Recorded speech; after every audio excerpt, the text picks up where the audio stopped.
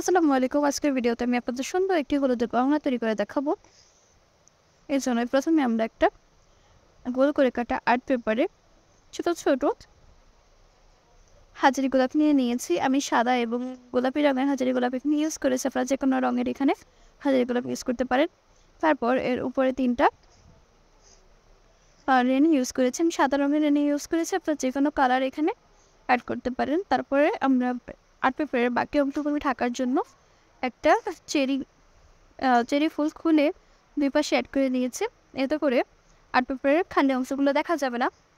এরপর দুলটাকে আরও সুন্দর করার জন্য আমরা দুইটা এখানে পাতা দুলের দুই পাশে অ্যাড করে দিলাম। এটা সম্পূর্ণ অপশনাল, আপনারা সেটা অ্যাড করতেও পারেন, নাও অ্যাড করতে পারেন, বা এখানে এই পাতার পরিবর্তে যে কোনো ধরনের জিপসি বা রেনো এখানে ইউজ করতে পারেন।